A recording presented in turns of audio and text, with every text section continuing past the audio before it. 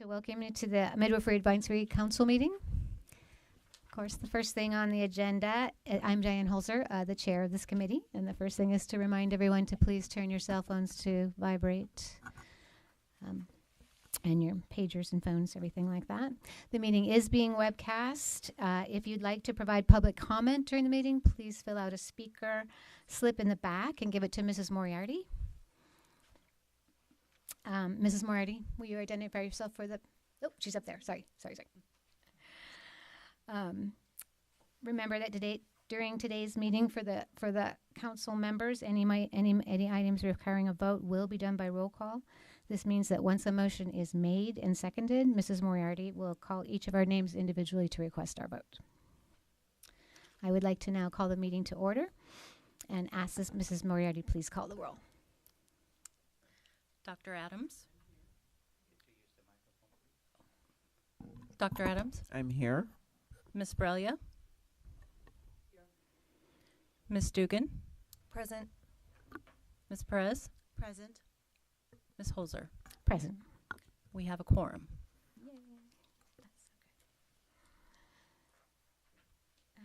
Let's see. Moving to agenda item number 2, public comments that are not on the agenda. I have one speaker slip. Are there any other people who would like to speak to comments that are not on the agenda? To items that are not on the agenda? No. Carrie Sparman, is this where you want to speak or no? Okay. Moving on then to agenda item number 3, which is approval of the minutes from the August 16th of 2018 meeting and also of December 6th. So I guess we should just take them one at a time. So first, August 16th. Are there any additions or corrections to the August MAC meeting minutes from the members?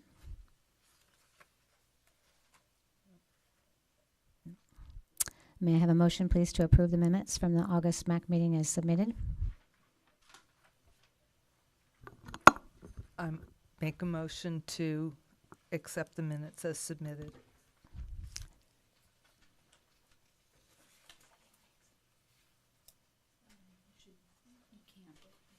Okay, is there a second? I'll second. Any public comment from the audience about the August minutes? Seeing none, Mrs. Moriarty, please perform the roll call. Dr. Adams? Approve. Ms. Brelia?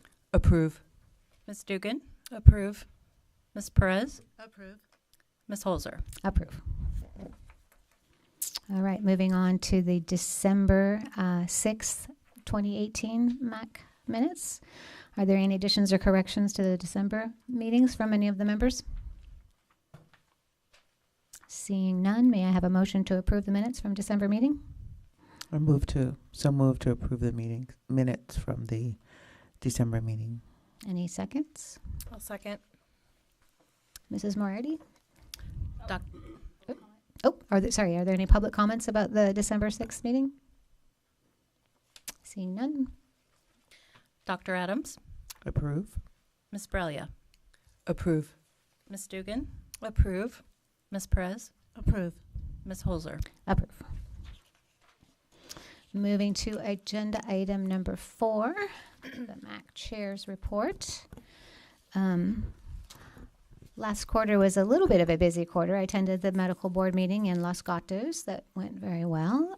I also worked with OSHPD. We took a weekend and worked with OSHPD doing a pilot of the new LMAR. And we identified some issues and we were able to get them remedied before it was actually released. I've been talking with a lot of midwives and monitoring the lists and receiving feedback. And really the vast majority of the problems that midwives have been having with the process is in the login and registration. But once they get past that step, it seems like it's been very smooth. I've gotten hardly any comments at all. Most people are saying, oh, it seems shorter, or oh, it is shorter, which was a great relief to me because actually it's exactly the same length as it was before. They're the same questions are on it, but they're just asked in a different way. So it's making it seem a lot shorter and quicker. And I know I went through the process myself and I was so surprised and happy when I actually did a real one on my own as well. So, and there are a lot of midwives who have already gotten on there and have already completed it, and so I'm really happy with the success, and I'd really like to recommend and commend those who worked on the LMAR at OSHPD. They work a lot, just on the weekends, on Saturdays, on Sundays, and the whole time. So it was job well done. In this interim too, I've been receiving a lot of calls and comments from midwives regarding the regulations on the website, and a lot of confusion regarding about why they're there, if they're not really current, if they're not what we're supposed to be following. I've just started conversations with staff about what is the process for getting them removed from the website, and if that is a possibility to do. So there's that issue is definitely up right now out there in the midwifery community. So we'll have to work on that. And lastly, I would really like to publicly acknowledge and honor our past MAC member, Barbara Yaroslavsky, for the amazing and vast contribution to the MAC and the medical board that she gave to us all. She was inspiration to us all, and we really will all miss her greatly. So that's all I had today. Are there any questions or comments from the members on the chair's report? Public comments too? Any public comments?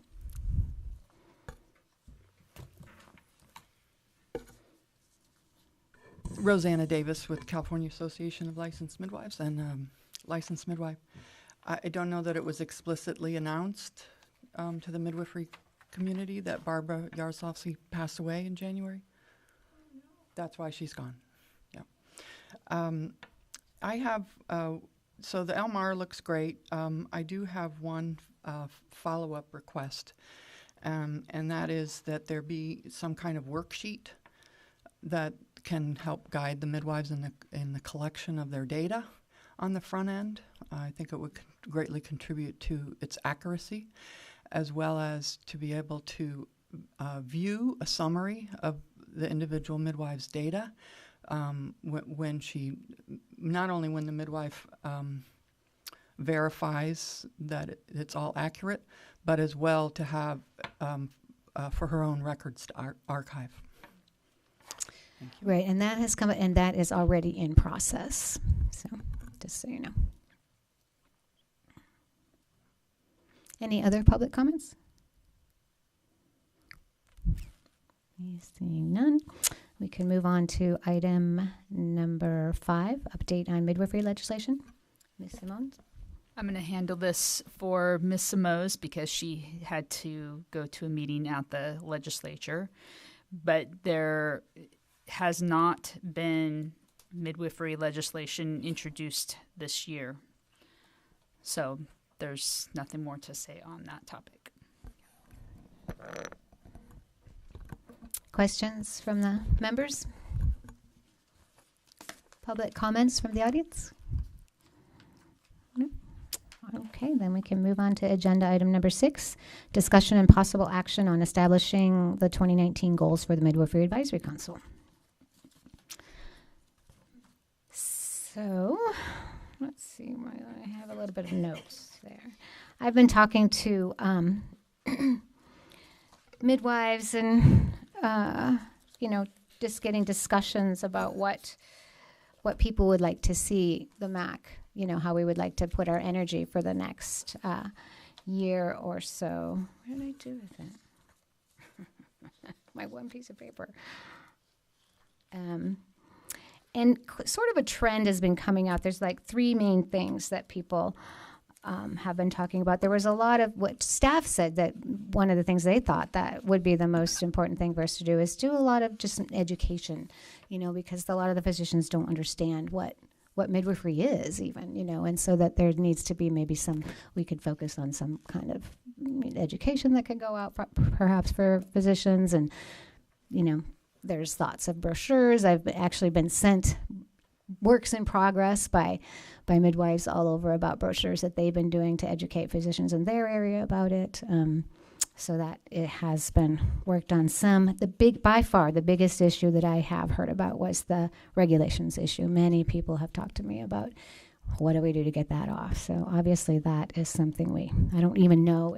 I've been told that the MAC really doesn't have much to do with that process, but maybe there's a way we can work with staff. Carrie was telling me that in the past, one of the things that the MAC had on its agenda was to perhaps revise the hospital transport form. There were things that we thought on it that we could improve. And then one of my ideas was maybe we could work on getting a sample protocol from home to hospital transfers, like something written that we could send to hospitals and midwives, and just, nothing that says, oh, you have to follow this, but just, here's your free information. This is a sample protocol that we would like to see followed in California.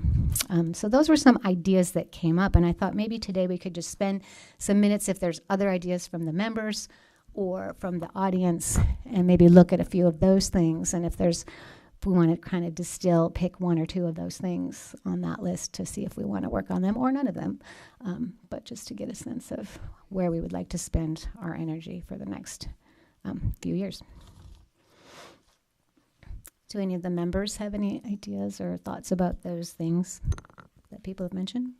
I have a question. Yes. Would it be possible for an educational campaign that would be made available to the public as well as to physicians, or would it be specifically physician-focused? I know we could do whatever we want. Yeah. Okay, I'd love to see something to bring awareness to midwifery in the state of California in a more broad way. And like a brochure kind of a thing, you think? Or probably social media as well? And Yes to all of the above, as much as we can. mm-hmm. So I imagine what something like that would involve would be a task force of a few of us who would work on that. So is there interest from the members in working on a public education campaign?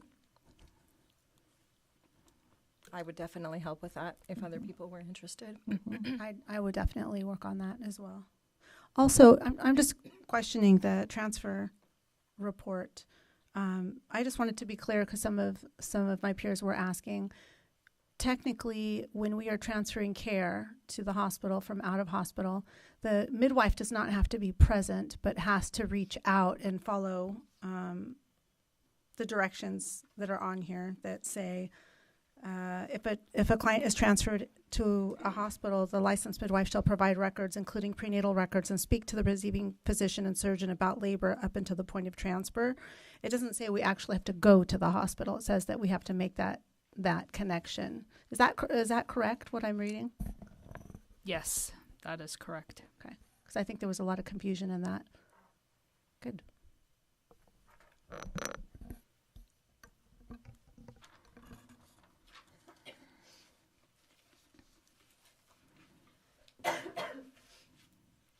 Great.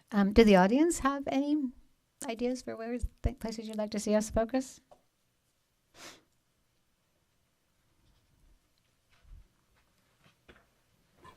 Carrie Sparrowvon, licensed midwife. There is a fact sheet for midwives that's on, I want to say maybe the Employment Development Department's website.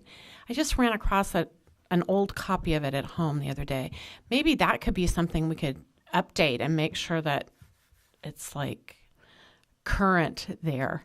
For a long time, it really only spoke to CNMs, and then we kind of got it updated, I don't know, a long time ago now, and it could probably use updating again. I didn't read it when I found it the other day because I wasn't thinking about that. I was looking for something else, but I'd be happy to pass that along or figure out like what the agency is that you'd need to contact. It's a state agency? It's a state agency, yeah. The state agency that puts out all these fact sheets on different jobs that you could potentially have in life. And I'm pretty sure it's Employment Development Department, but it might be some other state entity, but it's some state entity that has that. And that would also be another way to kind of get it out to the public in a way they could see it. Yeah, that's a great idea. That's good. Well, we've definitely got some volunteers, so that's nice. Hi, I'm Renee Ciccignano, licensed midwife from LA. Brochures are great. Not sure how effective they would be in having people actually read them, right? Grand rounds is a thing. Is that possible to get people in front of people, right? Mm-hmm. During those grand rounds, I don't know what that would look like and how that's accomplished, but I know in my area, they're not going to read anything we send out. Right. But they will possibly listen if we show up. Someone shows up to speak. And I don't know how that's done. But I'm not sure how effective paper would be in front of some of the physicians in the hospitals. Mm-hmm. Yeah. So grand rounds would be my idea somehow. Yeah, like creating some kind of a template for a grand rounds that people could use in their own areas or travel or something. Mm-hmm.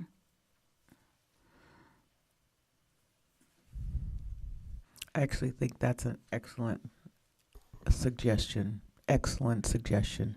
It would involve getting statistics of what midwifery care looks like in California, what the licensing is, and the training. And I had been thinking this previous week. It would be a great idea to be required for every physician to attend a home birth or a few so that they saw what was involved. I think the general feeling is that there's no real scientific training or knowledge.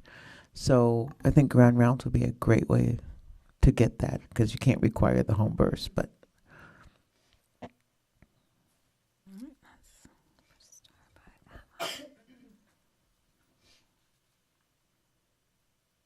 Good.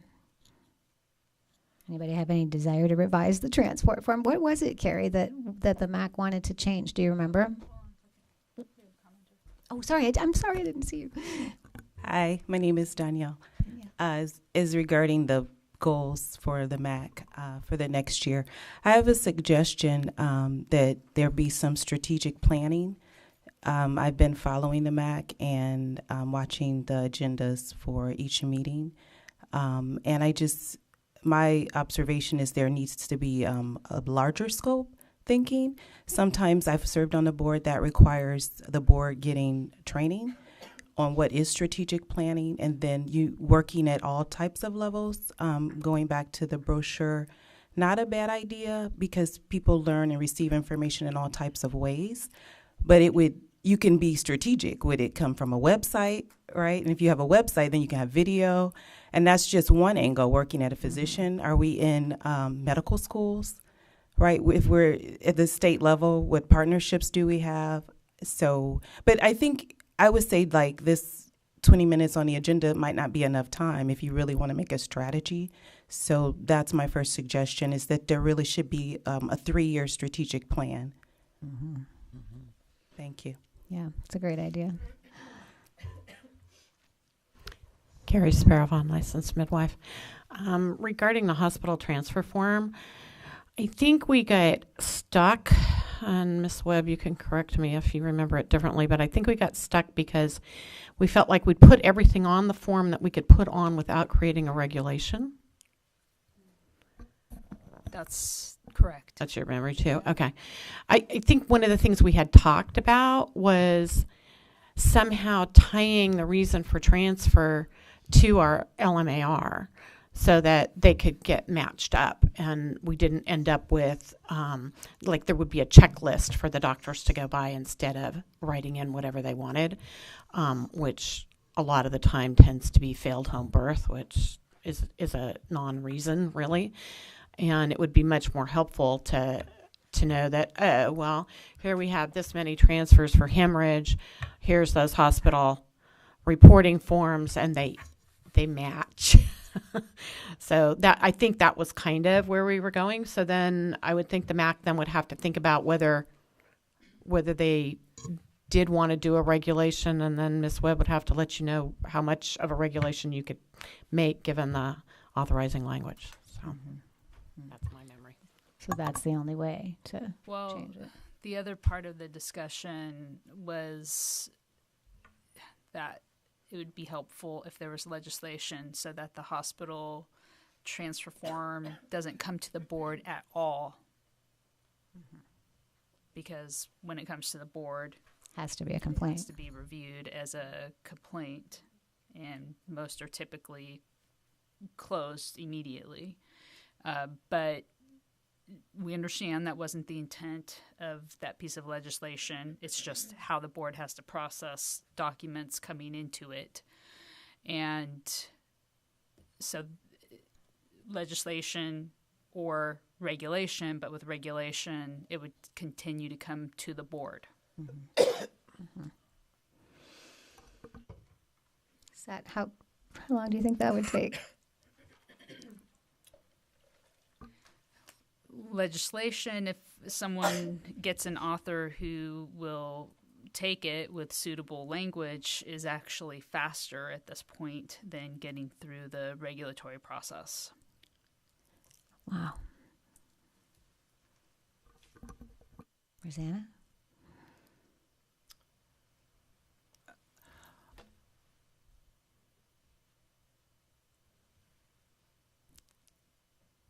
Having a senior moment. I was listening so intently to what you were saying. I think it'd be great if we at some point discussed how we could get even better, more consistent participation in the LMAR every year.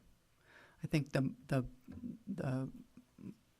more compliance that we have with that, and that it's on time, that can actually be helpful data for us. Diane, you said something about a sample transport protocol. The Home Birth Summit came out with a whole consensus document about transport and forms for maternal and newborn transport. And perhaps we could look at that and adopt it for California. Oh, that'd be interesting. Yeah. Well, I did the MAC has received the presentation on it, and how we've received the forms and everything. That's an interesting idea. I meant adapt, not adopt. Yeah, adapt.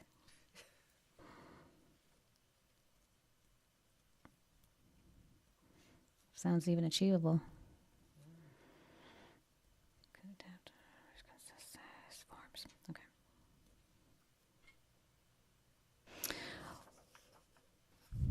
Well, does someone have any kind of a resolution or a motion to take one of these things and put them on the agenda for next meeting? Or, because that's how we have to do it, right? We can't talk about anything today. We just have to pick one and put it on the meeting for next time. I would move that that we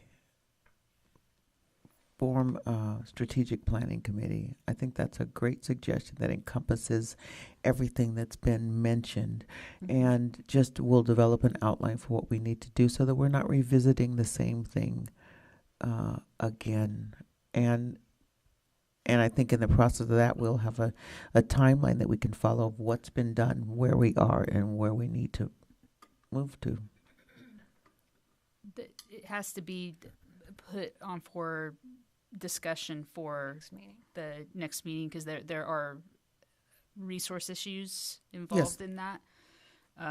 But that's the option to continue the discussion. Yes, in a more formal way. that's my suggestion. That would be the main item that we focus on, that we put on the next agenda as an agenda item for the next meeting. Did I say that right, Karen? Sorry. That works. Thank you. Is there a second? I second that. Mrs. Moriarty? We're done with this part of the Oh, public sorry. comments. Rosanna, I for some reason I've not seen people sitting in that chair. I just wanted to make it clear that a couple of these ideas the Professional Association is working on in parallel, and I think it's great that the MAC would take this up too, and then we can leverage connections and resources both through the Professional Association but also through the MAC and the Medical Board. And for example, brochure for pediatricians, letters that inform them of scope of practice and what to expect from a licensed midwife, as well as close to ready to implement what we call calm transitions, which is akin to Washington State's smooth transitions, where we go into hospitals and speak with staff and elicit their motivation to have internal protocols for receiving transfers. So, Great. that's all. Thank you.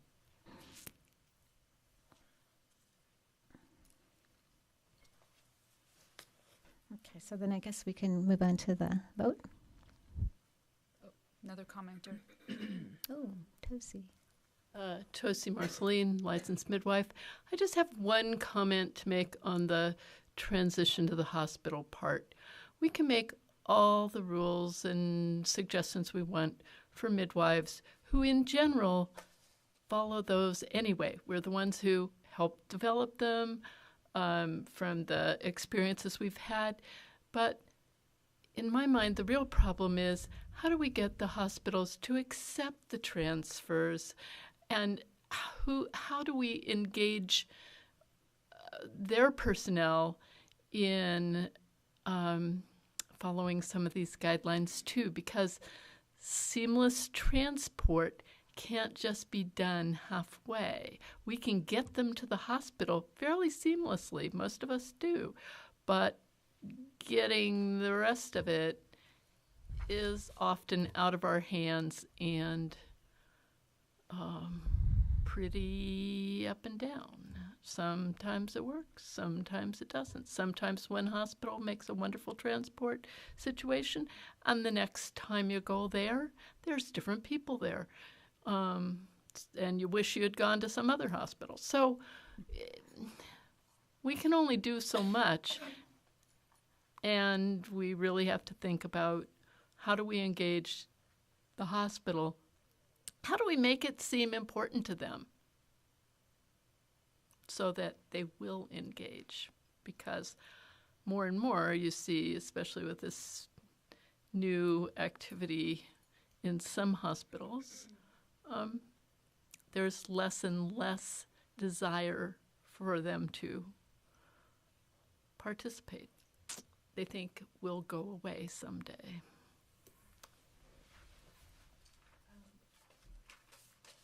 It kind of sounds like there's two parts to this. One of them is how do we create that with the hospital, but the other is how do we protect ourselves as midwives?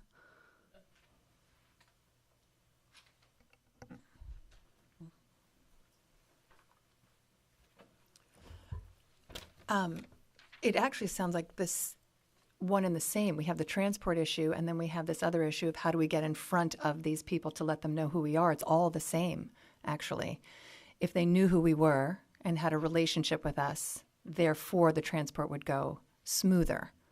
So I don't know that it's two separate issues, but the strategic planning is exactly right. I watch the MAC meetings from home as well, for one after the other, and I think that what's lacking is the ability to, look at this overall problem and then strategically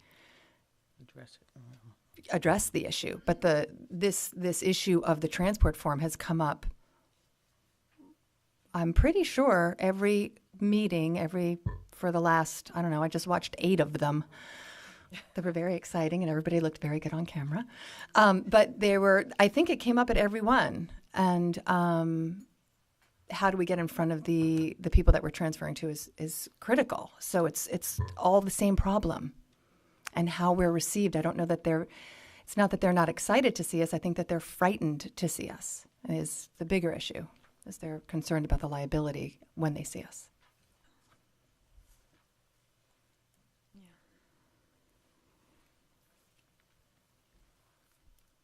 Any other comments? So I believe we have a motion on the floor to form a strategic planning committee, to put that on the agenda for next meeting. And it was seconded. And we can go for the vote. Dr. Adams? Yes. Ms. Brelia? Yes. Ms. Dugan? Yes.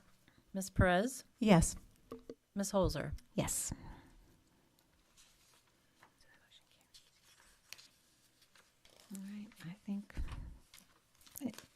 great. So then we will put that on the agenda for the next meeting. We really can't form a task force or anything until it's actually talked about on the agenda, right? Well, as the chair, you can form a task force. You can assign 2 people to the task force to address a specific problem and report back to the committee. Okay. I have one other question just about I can ask, maybe I should just ask you later. What I'm thinking is if we can't, as MAC members, we can't have meetings with more than a few people, right? With more than 3. So if we form it, how do you form a strategic planning committee? If it's more than 2 MAC members, it has to be a noticed and open meeting. Oh, okay. So we can, but we just have to notice it. Right. Okay. That's fine. Carrie Sparrow.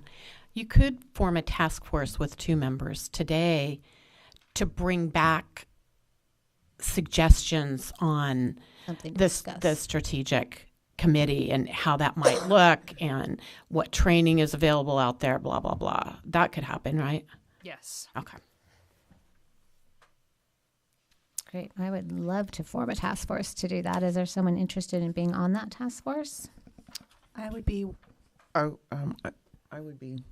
I have just a confirmation of a thought in my head. So that 2 MAC members, but there can be other members of such a task force, correct? Yeah, staff can be involved, Okay. and so you wouldn't be working on your own. You'd have staff there to assist in what's possible given the resources of midwifery licensing funds.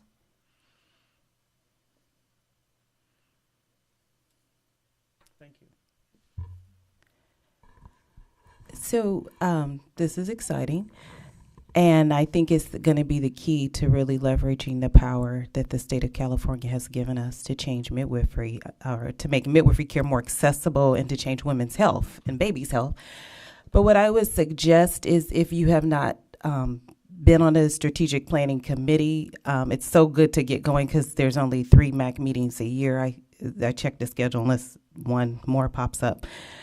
In order to make it really a powerful tool, I would suggest the training first, or bring in a consult or advisor, you could just make suggestions, but strategic planning there's a method to it. So I would just put that out there while you're thinking about it, is to make sure you get some, I'm trying to say professional assistance, that whatever resources are available, so we can do an amazing job with that. Yeah. But I also do like the idea of doing something before the next meeting. So that's a good idea. I think a task force may be able to investigate, like, how much that costs, how much are the trainings, and, who's available to do it, and what the prices are, and so that we have some information. That's kind of what I was suggesting, is start with 2 people now, and then when you meet in August, you'll have more information about what a bigger committee might look like, and what costs might be, and how much staff time you're going to need, and that kind of scenario. And then you have kind of a jumping off place to begin the whole thing. I think it's great. Right. Okay. Anybody interested in doing some research on strategic planning sessions and who's out there and facilitators and all that? I would like to join the team of 2.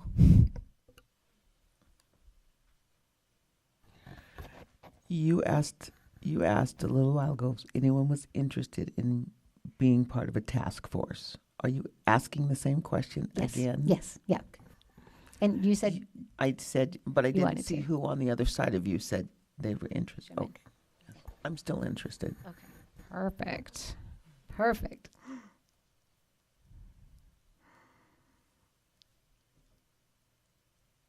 Okay.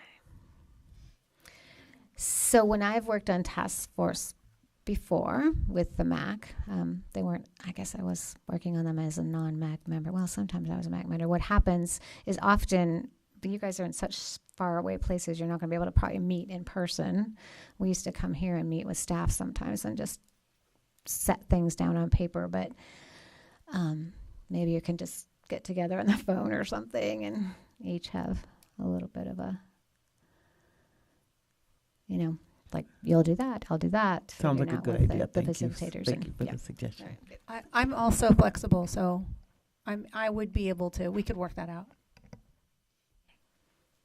That's exciting. Yeah. Thank you. Okay, so moving on to agenda item number 7. I'm sorry. We did the vote. We did do the vote. Yes. Did not happen. Oh, Okay. For task didn't we- force? didn't- we have to make a vote for a task force too? You can, but you're not required to, because as the chair, you can assign 2 people to work on a project. Yeah, I would love to assign Dr. Adams and Sherman to work on Okay. that task force. But I think we voted on The vote bringing. on the strat plan. Yes. Okay. That one. Okay. Great. Yeah. I had my own moment. So this gray hair is creeping in. Okay, so moving on to agenda item 7, discussion and possible action on approaches to improve services by physicians for midwifery clients. It has my name on it, but that was actually Claudia's item. So I'm going to give the floor to her so she can introduce it. Thank you, Diane. This actually ties in a lot with our last topic, which is improving how we are able to get high quality care for our clients when we do need to interface with the medical community and with physicians and hospitals.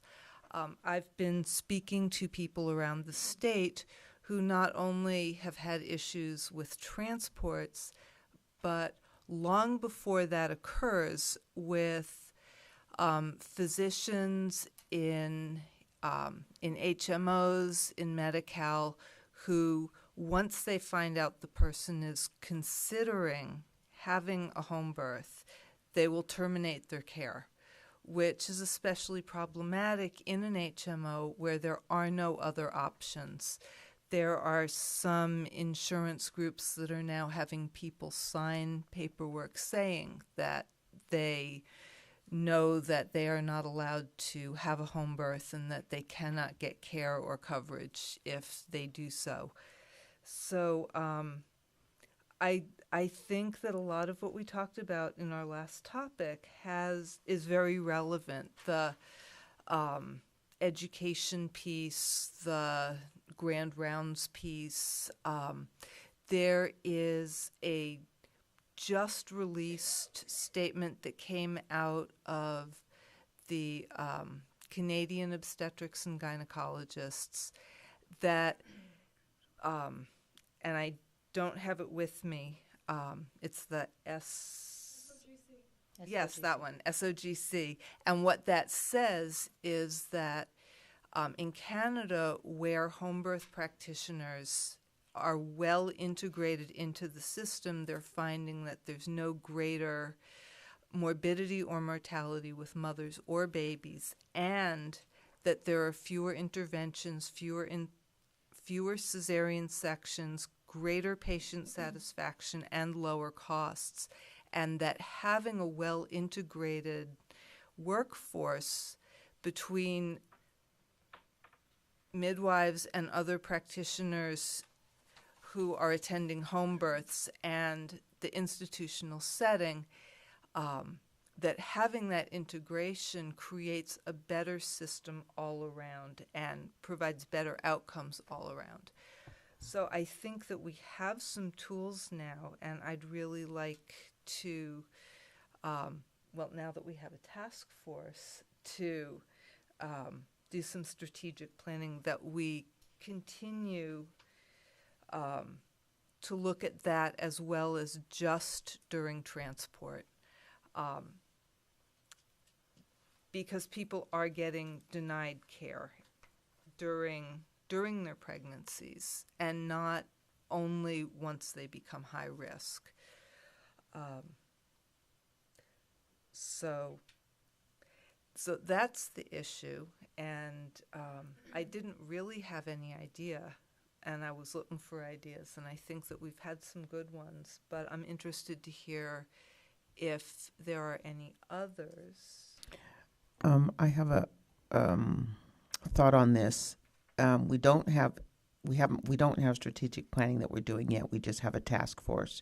Is it possible to maybe table this item to the next meeting or a future meeting when we decide whether or not we will have a task force? Because this is a daunting task, because you're talking about changing physicians' attitudes. And also possibly talking about legislation. I don't understand how somebody can say, I won't take care of you if this is what you're going to do outside of our care. So there may be legislation involved in that. And so I think that I think we should table this for right now. And can I make a motion that we do that at this time? Can I comment on it before that motion? Before the motion, sure. I just have the comment I have is, if this does come up at another time, it would be really good to know if this is one or two midwives that are having this issue, or like we have there are 500 out of 600 midwives who are reporting that they're having these complaints from their clients, or just to have kind of a bigger idea of how this looks, because this could look really, really big. It's really, really big. It's really big because people are getting notices. May I speak to that? Certainly. Yeah. So COM has a specific plan to survey as many of the midwives as possible to get a better quantitative picture of what's going on. And I believe you've collected some data as well, right, Claudia? You have things from yes. midwives. Yeah. Yes. I can just add that I've had 3 people in the last week in my practice be denied care prenatally with an HMO, unable to get prescriptions, ultrasounds, no prenatal care outside of my care, which is limited when they have an HMO. Just 3 this week. And one was very high risk and was sent out of the doctor's office to go to an urgent care. Needed to be hospitalized.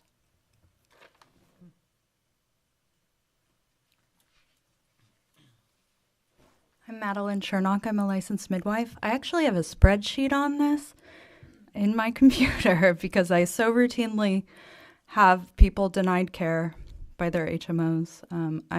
9 out of 10 of my clients are in managed care Medi-Cal, where we have very limited providers. So most of my clients are being denied care by their OBGYNs. And those who aren't, their HMOs are actually contacting me, asking me to care for them because they have no other care providers who have capacity to provide prenatal care. So it's a very complex issue, and I'm happy to help you or help COM in any way. We've been collecting data just in my practice on this for over a year now.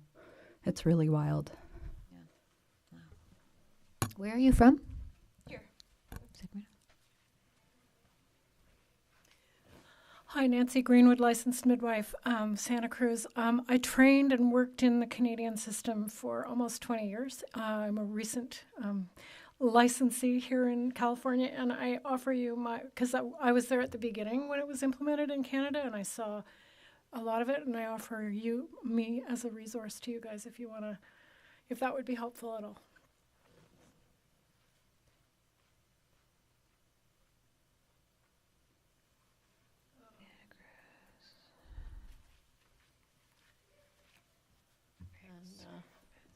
I just want to remind us that in Canada, healthcare is not for profit, and here it is. We already have the oldest midwifery service in our county, which had been there since the 1970s in hospitals. They were let go because they weren't cost effective, meaning they didn't make any money for the hospital. They only were cost effective to the people they served, for the women who didn't want all of the services that the doctors would provide. And if that can happen to the most well-established and possibly one of the first midwifery services in our state, dating in the 70s, we hear about it all over the country. Why in Sacramento are there no midwifery services in hospital outside of Kaiser, which has decided that that is cost-effective for them? It costs less to educate midwives, to pay midwives, to use their services. But if you were a profit-motivated, and I don't care if Sutter thinks they're a nonprofit, they've got to pay people, right? Ever-increasing salaries. I don't think we're going to beat them over the head with a Canadian model and say, see, this looks good. Why don't you do what they do? Because, but it's a starting point. And thank you, Claudia. I was glad to hear they've made a statement from the doctor's point of view, but I have my doubts. Thanks.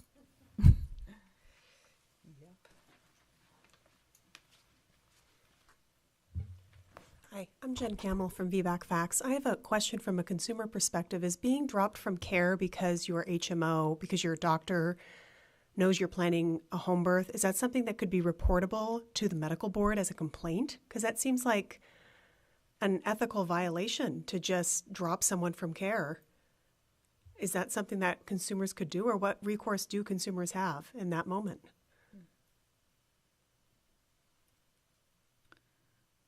I think that's a complex question that can't be answered today. Okay. I think it's a good question to look into and answer. Yeah, because unless there is some sort of recourse that consumers have, there's really no reason for physicians to stop this behavior. As long as they're able to do it and there's no recourse from the medical board or any other organization, it ultimately doesn't make any difference, and that's why it's continuing. There needs to be some sort of consequence for dropping care because you have a philosophical difference with your client. There are many different situations where a patient will make a different decision than what the physician recommends, and that's not a reason to drop that person from care. That's within obstetrics and without, or outside of obstetrics. Claudia, do you know if this is happening with individual physicians or entire groups or networks of insurance, or Yes. both? Yes, Both? all of it. Okay. All of it. I think also, just to add, sorry, Renee, pediatricians do it every day. You can't come to us because you're not willing to vaccinate at the schedule. So I don't know that it's any different than what that we're experiencing with pediatricians as well. I wonder if what we do in our practice is we try to gather as much information so when the client is trying to make an appeal or file a complaint, that we can send them a document with all the links and a template. So if the MAC could figure out what protocol there is in place to make a complaint, because a pregnant person doesn't always have the energy, the wherewithal, the stamina to jump through the amazing hoops it is to make a complaint. But the easier, as for me in my practice, the easier it is to provide that to my client, the better. I know they'll make the complaint. I can't make the complaint. I don't believe so. Perhaps I can. But if maybe the MAC can find out what are those steps to make the complaint, and we can make sure that the midwives are able to share that with the clients. Well, they're posted on the medical board website, how to make a complaint. How to make the complaint. Yeah, it's very clear on the website. So just, it seems as if it doesn't matter when we make when those complaints are made that way, the client doesn't feel that anything is heard. We're recommending that they contact the insurance commissioner, which I don't really know if that's appropriate or not, but that's my current recommendation.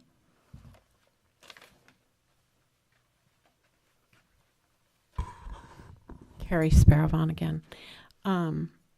Just like as midwives, we can refuse care to anybody that we don't want to care for. Physicians have the same ability to do that.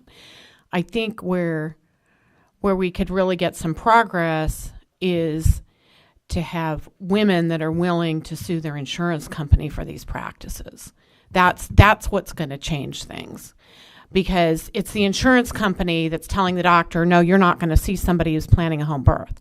It's not necessarily the doctor deciding all on their own that they're not going to do that. It's insurance driven.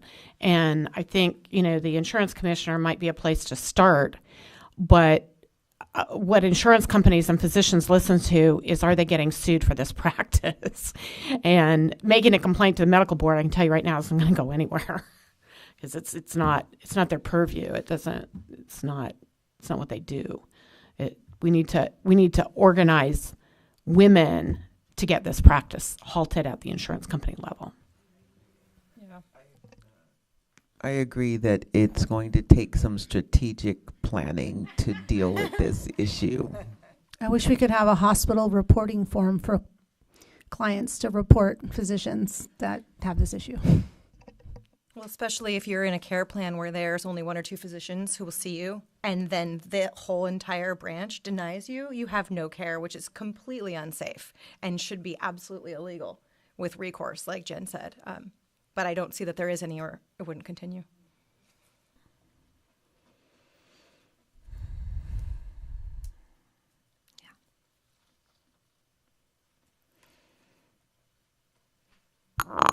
Well, that's a nice can of worms. I believe Dr. Adams made a motion that we table this discussion until we have our task force report on a strategic plan and can talk about it on At the the next meeting, agenda. we put on the agenda. Can I ask a question quickly? Please. Can I ask a question to the public? Is that okay? I'm wondering if Calm would be able to have the data from the survey of all of the midwives who have complaints by the next meeting to present so that we have more information when we're forming this strategic committee? That's the plan. You want me to say it in the mic? Please. Rosanna Davis. Yes, that's the plan, is to have that well in advance of the next MAC meeting. Excellent. Thank you.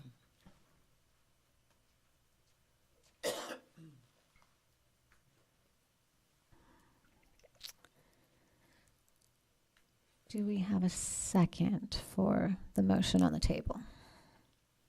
Is the motion clear? Can I hear what the motion is? Did someone write it What down? your understanding is that the motion is? Someone wrote the motion down?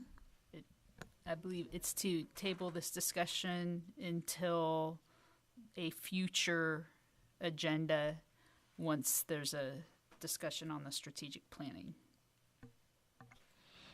And the discussion we're tabling is improving services by physicians for midwifery clients. Is that correct? Yes. Okay. I'll second that. Mrs. Moriarty? Dr. Adams? Ms. Bralia? I approve. Ms. Dugan? I approve. Ms. Perez? I approve. Ms. Holzer? I approve. Great. And on to agenda item number 8, discussion and possible action on an administrative procedures manual for Midwifery Advisory Council members. Good afternoon, April Alameda, Chief of Licensing. In August, in the August MAC meeting, there was discussion surrounding term limits that led up to additional questions from the MAC members regarding vacancies, education, and as a result of that discussion, the board staff had recommended that we establish a manual that the MAC members can use that just kind of outlines, how we run the MAC. This, staff prepared a manual and presented it at the December meeting. However, there wasn't a quorum. So we're bringing this manual back today to discuss and take possible action. So if you can turn to agenda item number 8, this is the draft manual.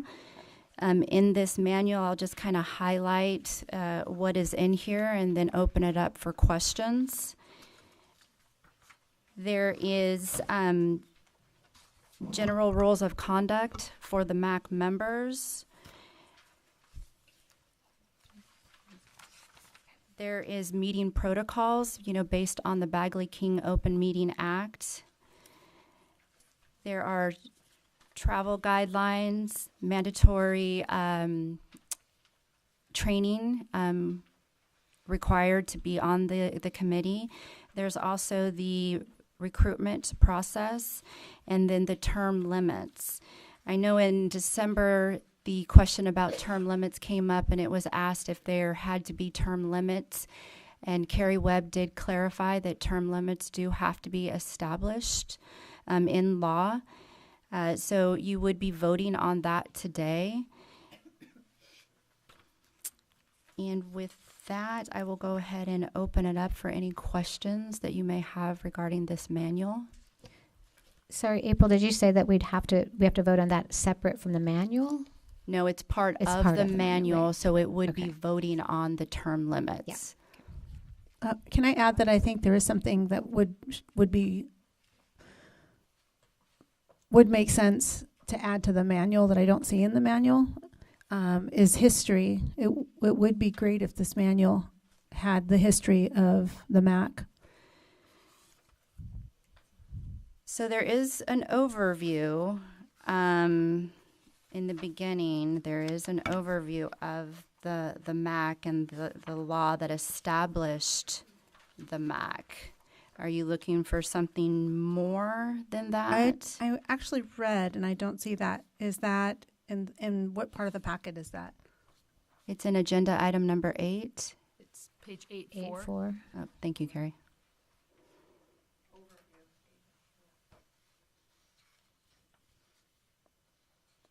Move on to the next person while I look. Okay. I was under the impression from our last meeting that we don't need to vote on term limits because they've already been established in law, that they are 2 consecutive 3-year terms, and that there was already legislation that that was it, and we had to do that. Right. It is in law. I think Ms. Alameda was just explaining that this is formally part of the administrative manual now. Okay. Yeah. Oh, it was the 2 terms what was in law? The whole thing was in? I thought that the number wasn't in law. It just said that there had to be term limits. Right. Right. No more than a certain amount. And then we decided, or staff recommended to do no more than 2 consecutive terms. 2 consecutive terms of 3 years. Of 3 years. Yep. I will turn directly to the law.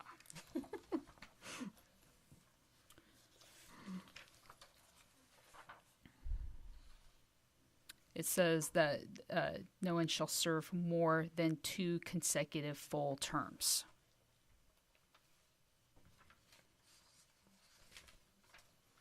So, Carrie, they do have the option of determining the years, though, of those terms. So you're still voting, no more than 2 consecutive terms, but for how many years in each term? Mm-hmm. So the recommendation is 3 years, which is what has been done now. It's just now you can just stay on, or it has been where you've been able to stay on several years. That clear? Yeah, but doesn't our law say that our terms are 3 years?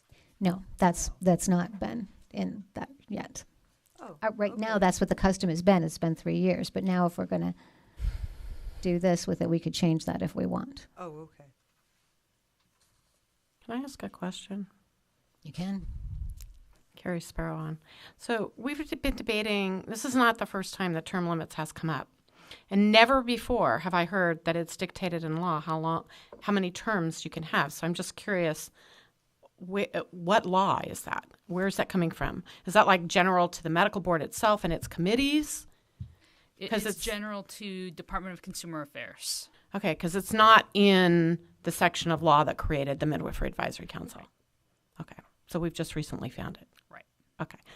And I have one other question, as long as I'm sitting here. Why are the guidelines in this packet? I think they should be removed.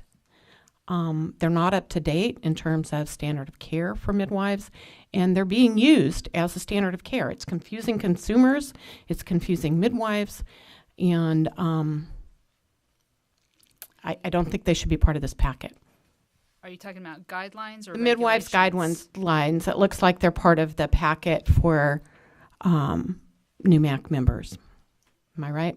Yes, it's the practice guidelines for California licensed midwives dated May 2014, which is that is current. Yeah, my problem with that is that when we updated them, all we did was take out things that weren't in compliance with AB 1308. We still have a regulation, 1379.13, I believe, that is listed on the medical board's website that originally created the standard of care and the VBAC regulation. Those are still there. We've been assured they're no longer in effect, but they haven't been removed. The standard of care is no longer there. And when we reviewed this document to be placed on the web as guidelines, nobody reviewed it for standard of care.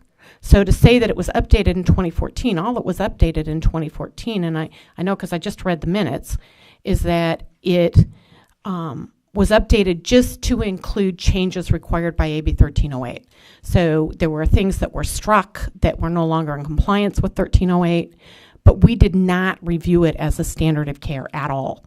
All we did was remove things that weren't compliant with 1308. And I think at this juncture, it would be a really big mistake without completely reviewing these to include them in any manual.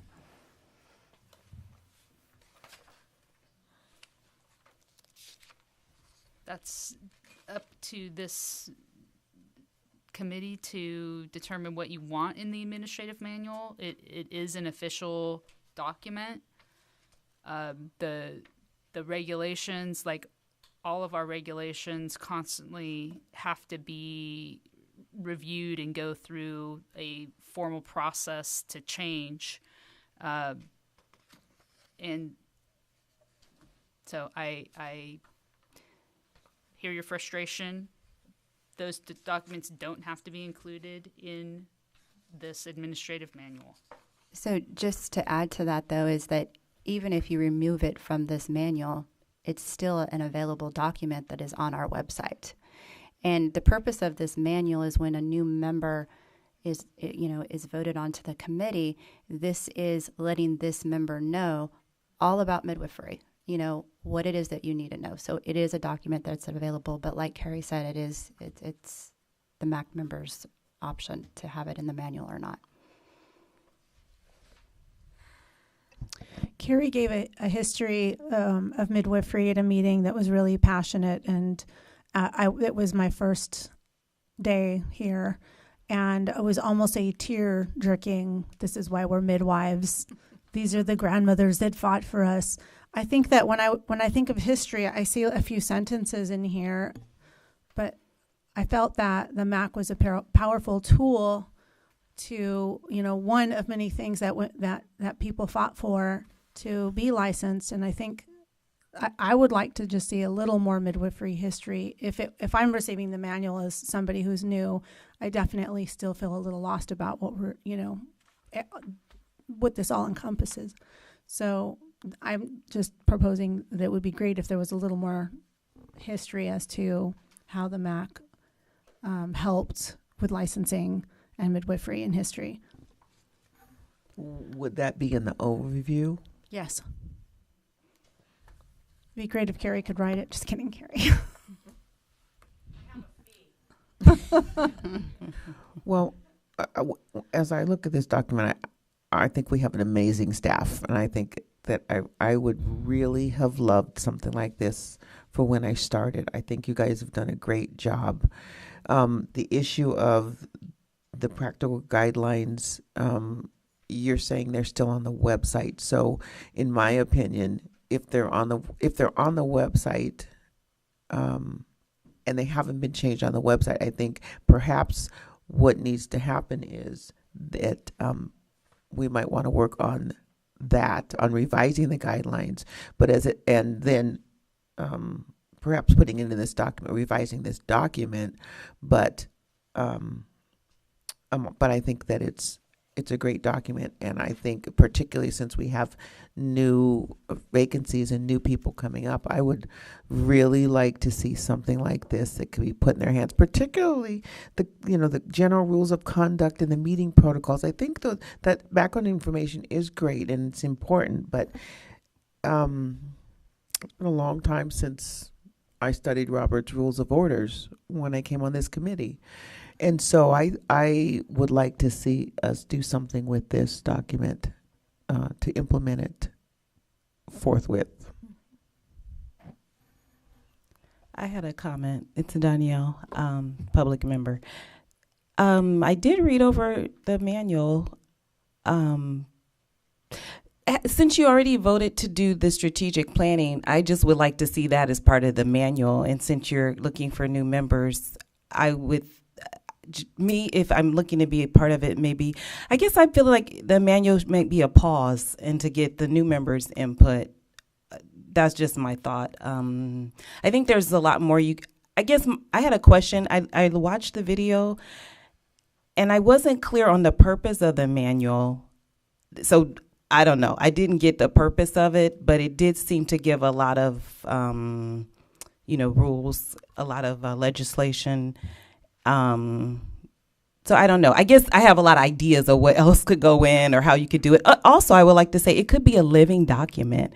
So it's not like you got to commit to it. You could go, every year we will update it and improve it and make it better. It could be living literally on the internet, and then you could just make it an update, and then it's like Wikipedia, then it's updated. So those were some thoughts I had about the manual. I don't think that the manual, my understanding is for the people that are sitting up here to understand what their responsibilities are on the committee. Right. So I think that what you're talking about that would be open to other people to see what the MAC does is a great idea. And I'm sure that there's something like that on the website. But for this particular manual, it's for somebody like when I came on and didn't really know what I was doing. No, I understood that completely. It is on the internet, and I was able to see it and look at it. And people are interested in what the MAC does. Well, of course they are. So maybe you didn't know that. No, this particular manual, this is new. All right. So yes, there's a lot of different information on our website in general regarding midwifery. The purpose of this manual is just like Dr. Adams stated, is that it's when a new member comes on, what do I need to know to get started? The Bagley-King, the Open Meeting Act, communication between each other, travel guidelines.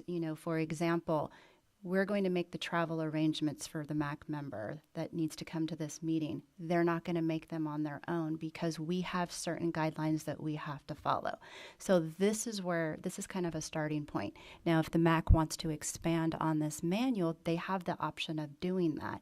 Or what you're referring to may be part of the strategic planning, to just add more, or even like the history that you refer to. I'm referring to your comments earlier. So it's just to give you a little bit more. Yeah, I completely understand. It was clear to me. So thank you for clarifying. But yeah, I definitely read it thinking, you're looking for new members. What would a new member do? What are the rules? What should you do or you shouldn't do? What are the expectations? That was completely clear. So I totally got the objective, but I guess I had a question mark because there seemed to be some back and forth about what was one issue? The term limits. People seem really. It was an issue that came up more than one meeting, and so it seemed, in my interpretation, not being in the room, it seemed that was one of the reasons, or something to address in the manual, is the whole issue with term limits. And then it just seemed to be other issues that people had. So that was my take on it. Meaning maybe it's not, I thought we were discussing it. So I was just saying maybe we're not ready to make a decision on the manual yet. Or you might be. I don't know. That was my opinion. So there's also the option of making a decision on this, but you can still add to it later. Right. Right. Exactly. Thank you. I think that this manual would have been immensely helpful 3 years ago when I started this, and I didn't know anything about the Bagley-Keene Act and didn't know that I wasn't supposed to meet with people who I meet with regularly in other parts of my job. So I think it's really well done, and I appreciate it. So thank you. As the person who got the prototype and the orientation, it's been really great because I didn't know. I've been involved in consensus-run midwifery organizations for decades, but not state-run things with laws and Robert's Rules of Orders and all of that. As far as having the law and the standards of care, that does need to be looked at, I believe, and I agree with, I think it was Dr. Adams who said maybe that could be something that comes back as one of the recommendations for a strategic plan. But for the moment, these laws and regulations and standard of care for California's licensed midwives are the rules under which midwives practice. So as the Midwifery Advisory Council, I think that especially for people who are not midwives and who haven't maybe read all of this line by line by line, it is important to have it in here. Can I make a comment? You could bifurcate it. You could take the guidelines out. They could be supplied with it so that the two things can be updated individually. Because the way, if it's in here, then you update the guidelines, then you got to vote on updating this manual. And I wasn't going to talk about this now, but I feel so passionately about these guidelines not being in there and them not being called our standard of care. And the reason that I feel that way is because they are being provided to physician reviewers of licensed midwife complaints as if they are standards, because they are on the website as such. So I'm really, really encourage you to take them out until we deal with that issue and pass the rest of the thing. I think it's a great piece of work, April, but the guidelines have got to be addressed separately, or our boat's sunk. Is taking them out of this manual going to take them off the website? No. Nor That's will a whole separate process. Right, nor will it take them out of regulation. Well, they're not in regulation. Not anymore. No. The guidelines have zero force of law behind them. All they are is sitting there on the website, but they look like they have some force of law behind them, and they're being used as if they have some force of law behind them. It's confusing to the public. It's confusing for midwives. It's clearly confusing for the Deputy Attorney General's office, who I spoke with last week. And I think we need to clean it up. And we can't do that when it's in yet another place in medical boards stuff.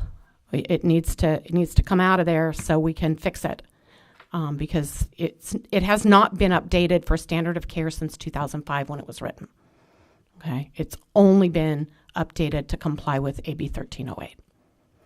And I researched the minutes. It was done in March, I believe, of 2014. I have my draft copy that I sent to the board ahead of time that actually included some clarifications that didn't make it into the guidelines per se. But one of the major tenets of a standard of care for midwives was removed because of AB 1308. And so you can't any longer really call it a standard of care. There are a lot of things in there that are part of our standard of care. Standard of care. No, but some people are referring to it that way, and it's being used that way to evaluate complaints against licensed midwives. That's what I have major objection to. Because that isn't what it is anymore. It's just guidelines. Anyway, that's my recommendation. Thank Take you, it out, Carrie. deal with it, and then maybe we can deal with getting a revised version on the web or getting it off the web or something. I guess I'd like to make a motion to accept the manual with, at this point, taking out the guidelines for now until we get that. I mean, it's obviously an issue. I've been contacted by many people about this guidelines issue and getting it off the website. And, so I think at this point, since we're not sure what's going to happen with that, let's just take the guidelines out for now, figuring that it's going to be on our agenda to work on the guidelines and getting them off the website or review or just revising them. That probably needs to go on the agenda for next meeting too, is revising them.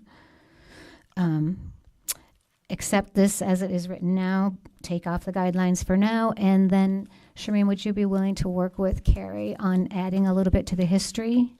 I would, but my thought is that maybe we don't accept the way that it is now, and we table this, and I talk to Carrie, and then maybe we consider this for the next meeting. Okay. Because it seems like there's still some room for working on it. Okay.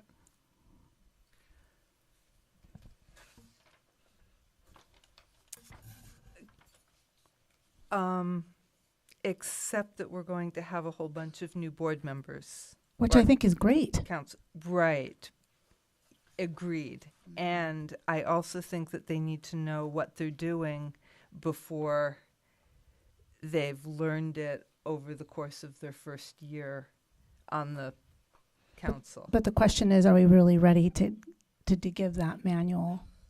And they will still be provided training, and so the Open Meeting Act and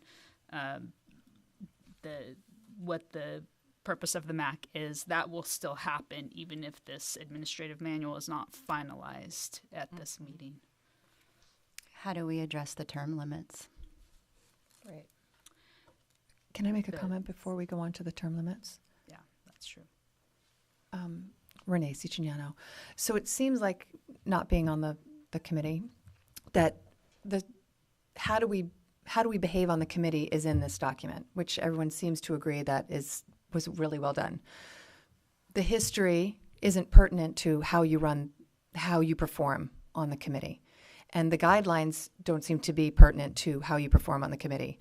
And as was suggested, making it a living document that can always be continually worked on, but approving it with the pertinent information, with the ability to continue to work on the history, and removing the guidelines seems very appropriate to move this topic forward. But if you table it, you're just going to come up with the same discussion when you've already clearly said that what's been addressed is really effective and really well done. That's my 2 cents on that. I have a question. If this document gets accepted, is it going to be on the website? No. And it still doesn't prevent you from making changes like to the overview. If that's an area that you want to add to it, you can accept it as is. It can still remain on the agenda for the next one. We can work on it some more and bring back another draft just to address the overview. As a suggestion.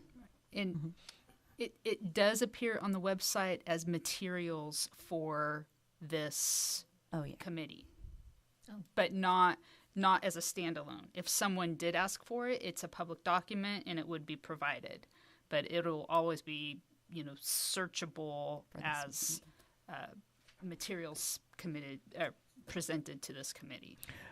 But the plan for this document is for each new member, just as we get the minutes, they'll get this document mailed to them. Yes, if it was approved, then it's approved, we would remove the draft. It would be, in the minutes that it was approved. Yep. Now, I wouldn't take and post this on the website as, like Carrie said, a standalone document. It would just be as this meeting, what happened. Say something. Carrie Sparavon again. I would really support that, to take out the guidelines, accept the rest of it the way it is. I'm happy to work with Shamin or anybody on beefing up the overview if need be. And then, it is a working document. I would encourage you, however, to put it on the web so that people that are interested in applying for a position on the MAC have an upfront idea of what they're applying for. That there's a link to it when we're soliciting new members, perhaps, or something like that, so that you could go, oh, yeah, that's more work than I want to do, or, oh, yeah, I could accommodate that. I think the way we have it now, where it's just kind of word of mouth, like I've had questions from people before, like, how much work is it actually? And so I think that having it available to people that are going to apply or want to apply or thinking about applying to be on the MAC would be wonderful. My only problem with it was the guidelines. If you guys are going to take them out, I'm fine. Thanks. I think, too, that for people coming on, getting them up to speed as quickly as possible, especially given the legality of the term limits, is what we should be doing. And as we're going forward looking at a strategic task force, like having people who know what they're doing and how to operate within these perimeters is really important. Parameters, not perimeters.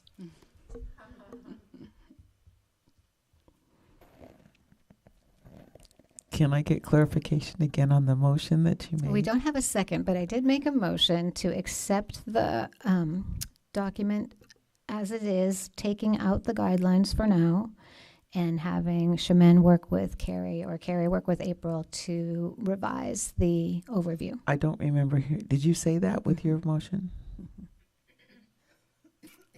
Accepting it as it is. Period. No, taking out, accept it out, except for taking out the guidelines. It's a separate issue then to have Shaman work with Carrie, is it not? Well, could we take that out of the motion? Yeah, I can take that out if that's too confusing, because it sounds like they're willing to do it. So, yes, accept it as it is, but remove the practice guidelines. Second. Okay. Comments? I guess we already had our comments. Mrs. Moriarty? Dr. Adams? Approve. Ms. Brelia? Approve. Ms. Dugan? Approve. Ms. Perez? Approve. Ms. Holzer? Approve.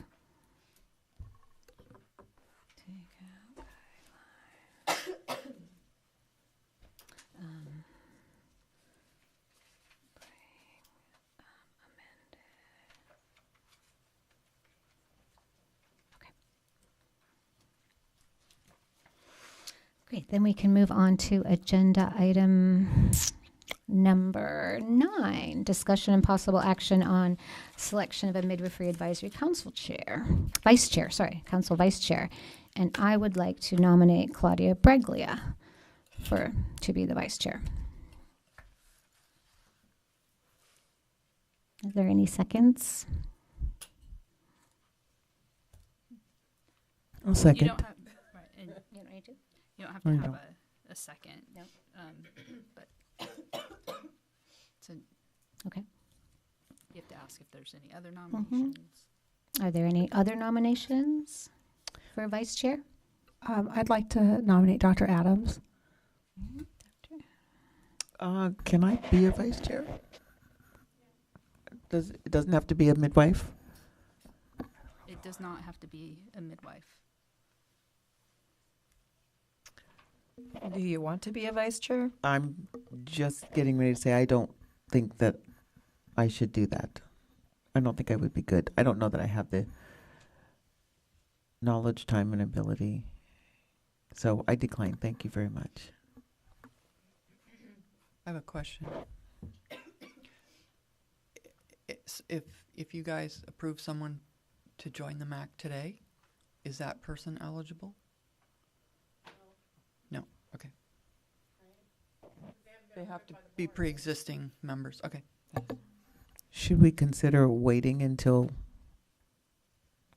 the approval and move this to the next meeting as well? Well, I think there's a nomination, and so you're going to vote on whether to accept the nomination.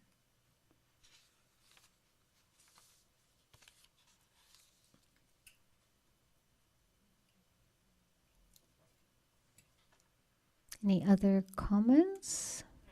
Public comments?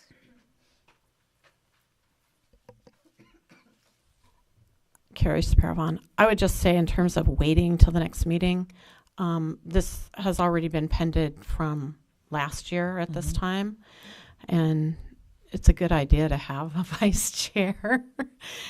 And the person who might be elected today that isn't already on the MAC still has to be approved by the full medical board and wouldn't take on that position until the 1st of July, right? The term's end to the 30th of June. Yeah, okay. So waiting till August kind of seems like, I don't know, it's been a long time already. Yeah. Any other comments? Great, then I think we can move on to the vote. Ms. Moriarty? Dr. Adams? Yes. Ms. Brelia? Yes. She already. Ms. Dugan? Yes. Ms. Perez? Yes. Ms. Holzer? Yes. Yeah, congratulations, Claudia.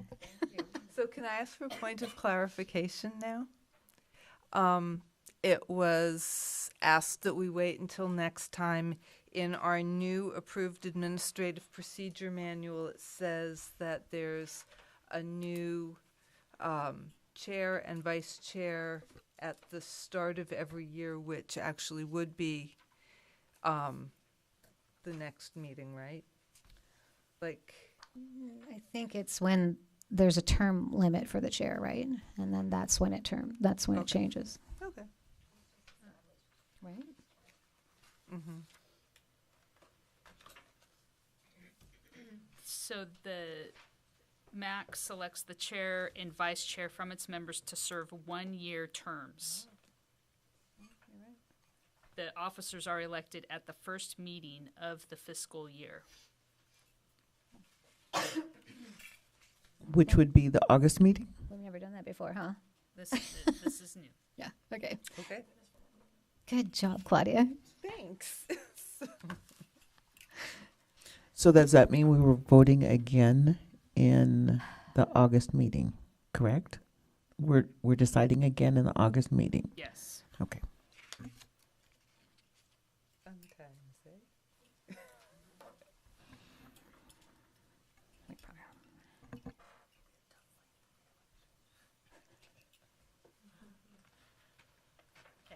I think we need some levity here. So I just want to point out that because you all have adopted these new term limit rules, that I will forever be the longest serving MAC member and the longest serving chair of the MAC. Now, this does not mean that the same people can still be elected president and vice president for multiple You're just going to have to run for re-election. But they can only serve 6 years total now, right? Right. Correct. Unless they take on a partial term. Still won't hit 11. That's why Carrie wanted term limits, because she wanted to go down in history.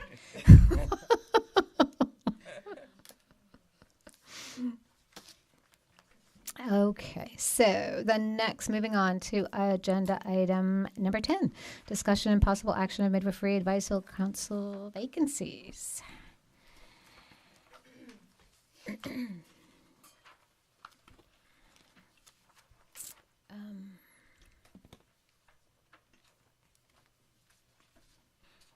So Mrs. Moriarty will provide an overview of the process to be used to seat new members. In January 2019, medical board staff sent notice to licensed midwives, subscribers on the board's subscriber alert list, and posted the information on our website to announce that the board was recruiting for 4 positions on the MAC effective June 2019. 1 licensed midwife, 2 public members, and 1 licensed physician. The nominees approved by the MAC today will be presented to the board at the May 2019 quarterly board meeting for final approval. 3 applications were received for the licensed midwife vacancy: Diane Holzer, Sarah Howard, and Angelica Nugent. If any applicants are present, they have the opportunity to introduce themselves to the MAC and provide a brief statement. Is anyone present that would like to provide a statement?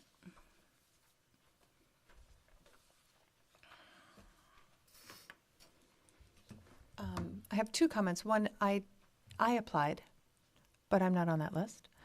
And my name is Renee Siciliano. So curious, but that's okay. I did not receive your application. Was it mailed in or was Faxed in, probably, or emailed. But I'm also sitting to speak on behalf of Sarah Howard. So I'll go ahead and do that for now. And yeah, I'll just do that for now. So Sarah Howard sent in her application. She's a midwife from Los Angeles and cannot be here today because she is expecting her second set of twins. Second set of twins. And she's so pregnant right now. She's about 33 weeks and couldn't possibly make it to the meeting. But she wrote the following letter. My name is Sarah Howard, and I'm a licensed midwife, certified professional midwife, and international board certified lactation consultant, living and practicing in Los Angeles. She will be, by the way, she didn't put this in a letter, but she will be, the twins are due at the end of April, and then she'll be back in practice by August. That's her intention. I'm currently very pregnant with twins due in April, which is why I was unable to be with you today in Sacramento. Thank you for considering my application for one of the vacancies on the MAC, despite my inability to be here today. For the past 5 years since licensure, I have worked as a licensed midwife in birth centers and attending home births in LA. This past year, I opened my own private midwifery practice and have been working at multiple Los Angeles area hospitals as a lactation consultant on a per diem basis. I am a founding member of the Queer and Transgender Midwives Association, an organization that was created to support the unique needs of LGBTQIA midwives and students internationally. Among other social justice commitments I keep in my community, I've also served as a board member for Mujeres Aliadas, an American nonprofit organization supporting the advancement of humanized birth in Mexico. I have a background in healthcare advocacy and worked for nonprofit organizations in Los Angeles for over 10 years before becoming a midwife. I'm passionate about ensuring that all individuals and families have access to high-quality information and the tools they need to make their best healthcare decisions. I would be honored to join you as a member of the Midwifery Advisory Council. Please feel free to contact me with any questions. Sincerely, Sarah Howard.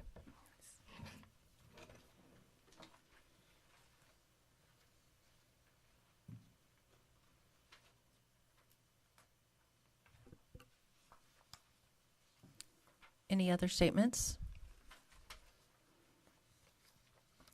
I guess I can give a statement. I've also reapplied to serve another and final term on the MAC.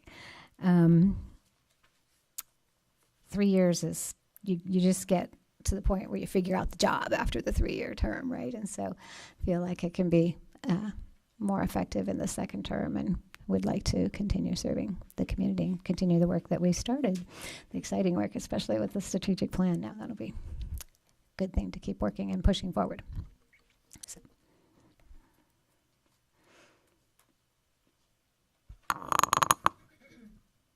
I'd like to make a motion to reappoint Diane Holzer.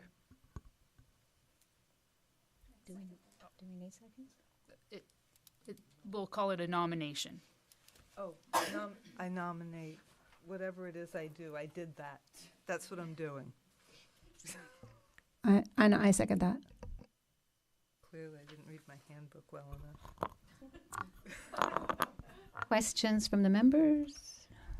Comments, questions from the public? Yes, So I'd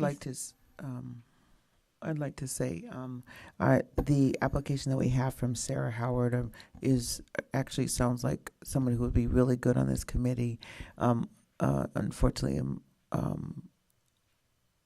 with where we are right now, I'd really like to see someone who has experience on this committee move forward, especially someone who's been chairman, I think, for just a brief period, maybe just a year. And so I would really, I don't know what the outcome's going to be, but if Sarah Howard does not get elected to this committee, I would really encourage her to apply with the next vacancy. I agree with that. I know Sarah a little bit, but I think we need some people who have a little tenure here. And speaking on behalf of Sarah, we've discussed the term limits, and I think she would retract her request to be on the board and agree that a second term would be appropriate. Yeah. I hope she applies again. I do too. I was going to also encourage that. You as well. Yes, please.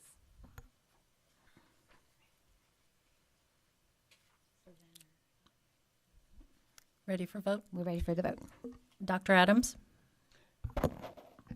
We're voting on her nomination, right? Yes.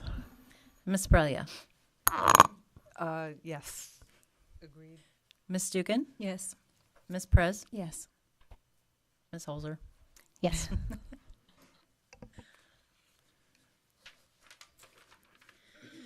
Okay, we will now move to the 2 public member vacancies.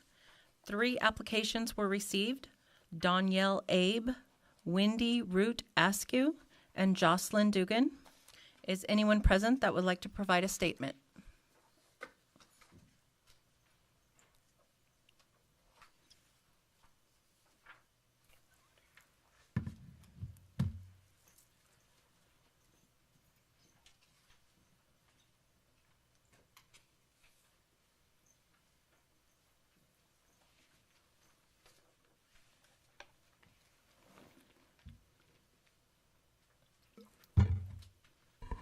It's Danielle Abe. Thank you. I appreciate your time and your consideration. Bring it forward, sorry. Me. There we go. How's that? Testing. Okay. My name is Danielle Abe. Thank you for your time and consideration. Briefly, I would like to share 3 points to support why I'm qualified and have a desire to serve as a public member of the MAC. I will discuss first the data, second my qualifications, third transformation. In today's agenda, Exhibit 8, the MAC Administrative Manual, the draft on page 4, it states that MAC meetings are held in public to discuss topics of importance related to the practice of midwifery in order to make recommendations and provide advice to the medical board. Beginning with this mandate, a topic of importance that has compelled me to apply, and it's the state of maternal health care in California. This is taken from the 2016 Maternity Care in California Delivering the Data report by the California Healthcare Foundation. Over 500,000 babies were born in California in 2014, 1 in 8 of all births in the U.S. However, in 2014, 26% or 43,000 of in-hospital births were low-risk first birth cesareans. Hospital cesarean rates range from a low of 12% to a high of 70%. Nearly 60%, 148 of California hospitals offering maternity services did not meet the cesarean Healthy People 2020 goal of 23.9%. What does this mean? The best quality health care is not being provided to California families. I just want to share a couple of more quotes. All right, so this is taken from the article Midwifery, Linked to Better Birth Outcomes in State-by-State Report Cards by Science Daily, February 2018. Our findings suggest that in states where families have greater access to midwifery care that is well integrated into the maternity system, mothers and babies tend to experience improved outcomes. One more quote, in communities in the U.S. that are underserved, where the health system is often stretched thin, this study suggests that expanding access to midwifery is a critical strategy for improving maternal and neonatal health outcomes. This data shows over and over again that midwifery care is key to changing and improving birth outcomes. From the agenda exhibit today, 11A, in 2018-2019, 54 of licensed midwives' licenses were canceled. Only 14 were issued. And as of December 31st, 2018, there are 412 current licensed midwives in California. The data shows that midwifery care is an answer to the poor birth outcomes facing maternity care, but the reality is if every woman in California decided to seek midwifery care today, there simply are not enough midwives. Looking at this data, I ask, how can we address and solve the systemic imbalance and increase access to midwifery care?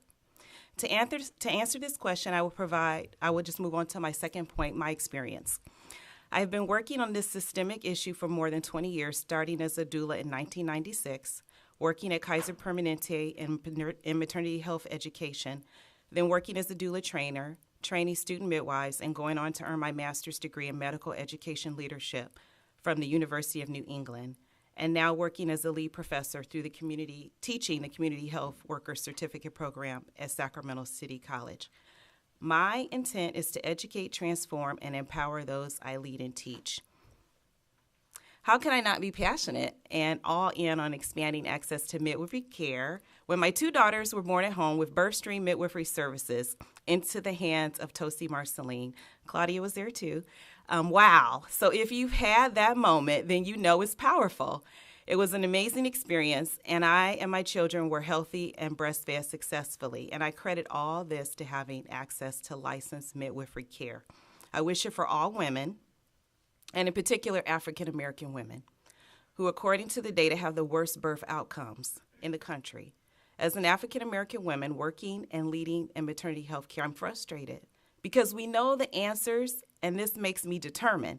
Leading to my third and my closing point, transformation. Be it long or short, the answer to address the data is to expand midwifery education, which would then increase the number of licensed midwives in the state of California. And at this time, if you live in California and you say, I want to become a licensed midwife, well, you have to go outside of the state for your education. California only has one approved school, and it's located in Southern California. Increasing midwifery education opportunities and equitizing midwifery education is key to changing birth outcomes. I have a vision and a strategic plan to expand midwifery education and licensing in California, and that is why I feel called to serve on the MAC. Recently, 3 years ago, I began working with faculty at American River College to begin a midwifery degree program. That effort was halted, but now I'm working at Sacramento City College, and my dean is excited and supportive of implementing a midwifery degree program. It will be the first at community colleges in California. So I like to close with a quote from a speech made by Dr. Martin Luther King Jr. to the graduates of the all-women's Spelman College on April 10, 1960, and I believe it fits the mission and summarizes my hopes to serve on the MAC today. Keep moving, for it may well be that the greatest song has not yet been sung. The greatest book has not been written. The highest mountain has not been climbed. This is your challenge. Reach out and grab it and make it a part of your life. Reach up beyond cloud-filled skies of oppression and bring out blazing stars of inspiration. The basic thing is to keep moving. Thank you. Are there any questions?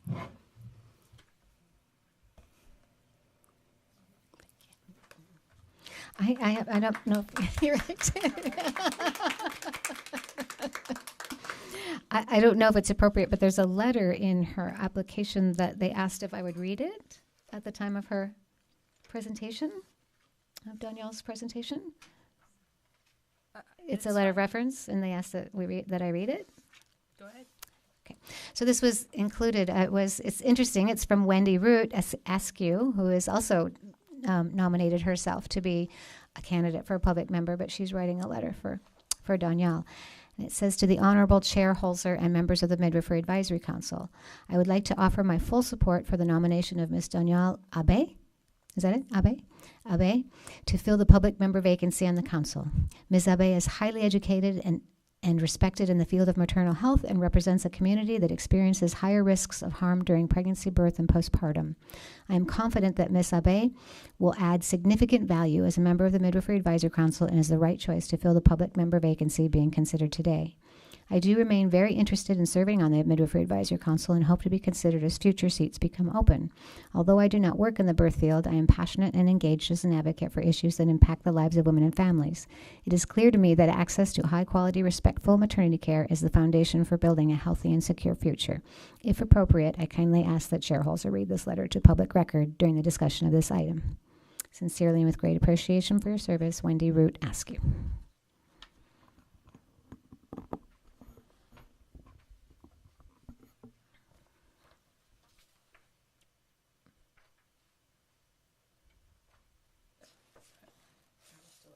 Right, there's two positions. Right. Would anyone else like to make a statement?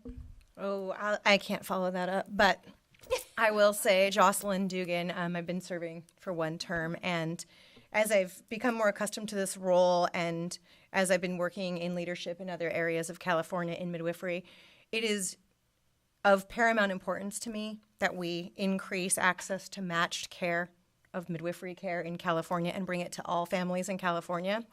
And I feel like I have a voice on this committee now, and I'd like to do another term more loudly and really advocate for the families in California who can't even find the care that they want in their own communities and to come up with solutions to address that problem. Thank you. Would anyone on the MAC like to make a nomination to recommend one of the applicants for the public member vacancy to the full board? I would like to make a nomination for Danielle to be elected to the MAC. I'd like to second that. I'd like to nominate Jocelyn Dugan. I'll second. Okay, we'll take a vote. Let's do one at a time. Mm-hmm. And you said we're one at a time. Right. One at a time. So let's do Danielle first. Let's do Danielle first. Dr. Adams? Ms. Brelia? yes. Ms. Dugan? Yes. Ms. Perez? Yes. Ms. Holzer? Yes. Congratulations.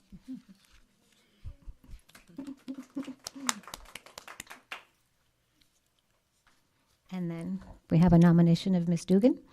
Mm-hmm. Dr. Adams? Yes. Ms. Brelia? Yes. Ms. Dugan? Yes. Ms. Perez? Yes. Ms. Holzer? Yes. Congratulations. I respectfully request, may I make a comment at this juncture? It's just real quick. Oh, yeah. That we use some consistency in using surnames and first names. Thank you. We will now move to the licensed physician vacancy. One application was received. Dr. Anne Marie Adams. Dr. Adams, would you like to provide a statement? Yes, I would. I concur with what's been said as far as it does take a little bit of time to get used to what this committee is, and even it seems like in the last meeting it was just like an epiphany where everything kind of came together. I wrote this in my application statement, but I just have this vision and I'm really looking forward to the day, and I think that it can happen, which is why I'm really excited about strategic planning. But I'm looking forward to the time when licensed midwives get the respect that they deserve from the medical community. I think that it can happen, and that's my vision, and I see it moving forward. Even I think it's a daunting task, but I think that it's possible, and I feel like we are developing a plan that is going to see that day come. Would anyone on the MAC like to make a nomination to recommend one of the applicants for the licensed physician vacancy to the full board? I would like to recommend Dr. Adams. I will second. Third. We'll take a vote. Dr. Adams? Yes. Ms. Brelia? Yes. Ms. Dugan? Yes. Ms. Perez? Yes. Ms. Holzer? Yes. Congratulations. Thank you. Thank you. The nominees will be presented to the full board at the April 2019 quarterly board meeting for final approval. Thank you. Moving to agenda item number 11, the program update. Ms. Murray.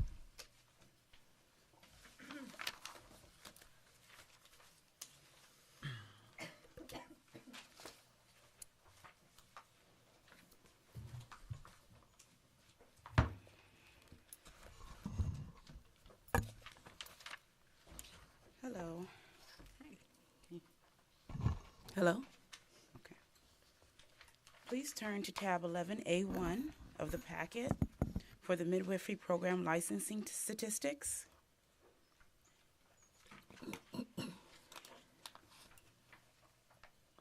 In the second quarter of the fiscal year of 2018-19, the board received 11 new applications, issued 9 new applications, and renewed 47 licenses.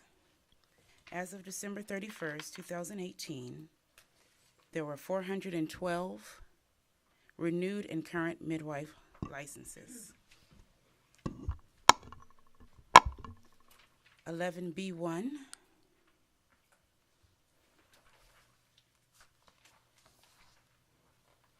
the board received 35. Can I ask a question, or would you finish your report first? You want to finish first?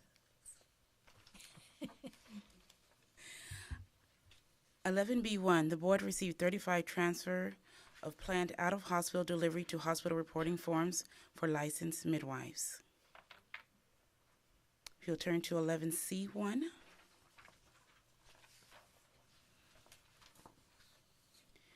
The enforcement statistics for licensed midwives in the second quarter, the board received 7 complaints and referred 1 to investigation. 11C2.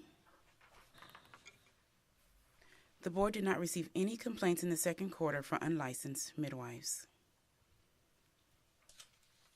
Moving on to 11C3. The enforcement statistics for transfer of planned out-of-hospital delivery to hospital reporting forms for licensed midwives. 1 was referred for investigation. And 11C4, the board did not receive any transfer of planned out-of-hospital delivery to hospital reporting forms for unlicensed midwives. Are there any questions? Yes. On 11A1, 54 licenses canceled. That's not a typographical error? That is what was reported to us, and we know at this point we know it to be correct.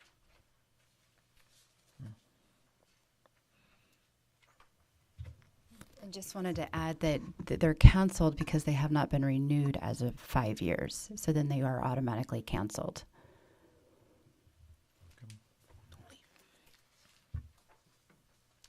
Any more questions?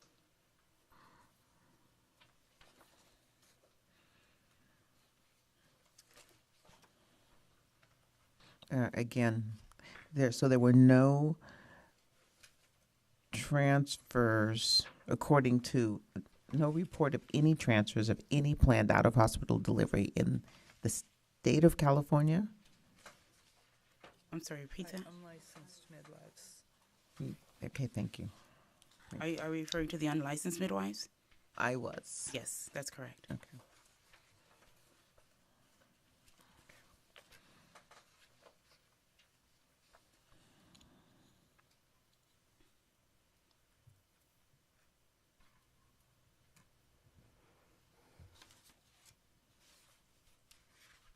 Any comments from the members? There's a comment from the public. Carrie? Carrie Sparrow, licensed midwife. I have several items related to enforcement issues I'd like to talk about today. I'm looking for answers from staff, but would appreciate it if I can conclude prior to you addressing them. The first is the subject of expert review of complaints against licensed midwives. More than a handful of times, yeah, I counted them, I was personally as well as publicly informed by Ms. Kirkmeyer that licensed midwife cases would be reviewed by licensed midwives.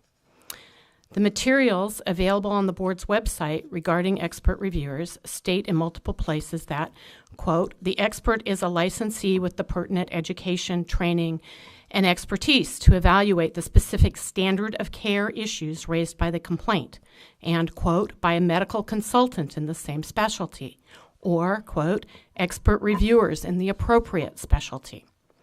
In the same regard that licensed midwives could not adequately review a complaint against an obstetrician cannot adequately review a complaint against a licensed midwife. The simple reason is that they work with different standards of care particular to their training and experience. It doesn't mean one standard is better than the other, they're just different. We all know that there isn't an OB who would stand for a licensed midwife conducting their expert review. In the landmark decision in 1999 by Administrative Law Judge Jaime Roman in the Medical Board versus Osborne, Judge Roman made a clear distinction between the medical model of care and the midwife's model of care. He used this distinction to refute the Medical Board's request to take action against Ms. Osborne's license. And I'm quoting him here. Were this tribunal to employ the medical model on licensed midwifery, as complainant, which was the Medical Board, urges, no home births could be competently assisted. Mindful that licensed midwives, with only one exception, this was in 1999, presented before this tribunal, possesses no hospital privileges, the legislation would function to permit laypersons to possess a license that would not be functional anywhere within the state of California. This tribunal declines complainant's offer. Despite these reassurances, I have direct knowledge of accusations against 2 licensed midwives whose complaints were never reviewed by a licensed midwife. Instead, they were reviewed by 2 physicians, and the accusations against them are based solely on those reviews. My second issue pertains to the guidelines, which we've already touched on a little bit, but I want to go into a little more detail, for licensed midwives posted on the board's website as they relate to enforcement. Section 1379.19 of the Business and Profession Code, Part A developed the midwife standard of care, and Part B laid out how cases of prior cesarean were to be handled by licensed midwives, VBACs. The fact that the standard of care and VBAC were covered as 2 parts of the same regulation shows that the standard of care did not require a referral to a physician for history of a prior cesarean. We have been told on multiple occasions, primarily by Ms. Webb, that the entirety of 1379.19 was no longer valid because its authorizing language was removed when AB 1308 was passed, yet it remains on the board's website. Unfortunately, the original standard of care document is no longer available on the website. There's no disclaimer that I could find letting the public know that 1379.19 is no longer supported by statute. I was told last week by a Deputy Attorney General who works for the Medical Board that they are using 1379.19 as if it is still in effect. When the standard of care document was edited by this body in 2014, no one foresaw it being used as a continuing standard of care. We were assured at the time that it was simply guidelines without the force of law. When we edited the standard of care and made it guidelines, we only removed or changed sections that were dictated by AB 1308. There was no update to any of the standards, and so it has not been updated for standards since its creation in 2005, making it grossly out of date. On at least one occasion, Ms. Webb informed me via email that midwives would not be in violation of their standard of care if they didn't follow the guidelines. I have firsthand knowledge that the guidelines are being supplied to physician reviewers of licensed midwife cases as if they were our standard of care, and accusations against licensed midwives are being based on them. The 2 cases that I cite above have both been accused of failure to provide physician referral because the client had a history of a prior single low transverse cesarean and she was not referred to a physician by the midwives. In the December 2014 Interested Parties meeting regarding the creation of regulations required by AB 1308, Kurt Warden, then the chief of licensing, stated that one prior low transverse cesarean would never be on the list of conditions for which an LM would have to seek a physician consult. The video of that meeting is available on YouTube. The board has failed in their duty to create regulations pursuant to AB 1308. There exists no list of conditions LMs are required to refer for. Midwives, clients, physicians, and the public are left trying to figure out what should be referred for in those areas that are gray. It has been well understood that licensed midwives continue to attend women who have had a prior cesarean, making it, by definition, part of our standard of care. Licensed midwives have continued to provide this care in large part because based on the assurances they have been given by board staff. So here's my questions. Why are physicians reviewing licensed midwife complaints? Why do licensed midwives have accusations against them for not referring for a prior cesarean? I know well why the regulations pursuant to AB 1308 have never been crafted. What I don't know is where in the process of removing 1379.19 are we? Why are expert reviewers being given the guidelines of care as if they were our standard of care when those reviewers have no training in using the midwifery model and they have no history of the generation of the standard of care and it then becoming guidelines? Why haven't basic communications between licensing and the Deputy Attorney General's office that serves them been made regarding the invalidity of 1379.19? And why is it acceptable for midwives to be evaluated by the medical model of care, but it's not acceptable for an MD to be evaluated by the midwifery model? Thank you. Ms. Sparvon, you mischaracterized what I said. So the communication we had was in a much longer email than... Which communication are you talking about? Which communication? Well, the one that you forwarded to me recently about a discussion we had.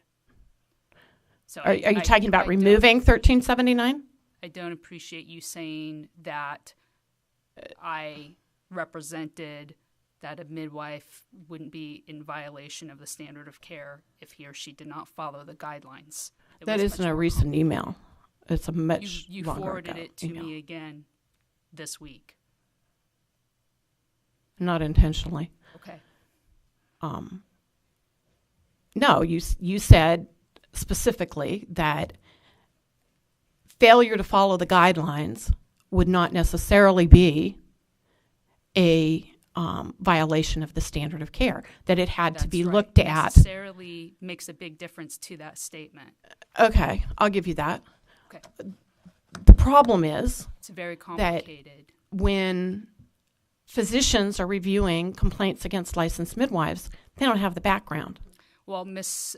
Kirkmeyer actually addressed the enforcement review process at the last MAC meeting and explained that the Deputy Attorney General can call on other experts when it's necessary, just like they get other experts when they're reviewing a physician standard of care issue.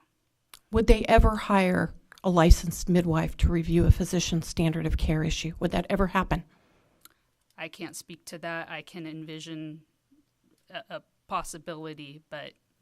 I can envision a huge hullabaloo if it ever happened, and I think everybody here could understand that.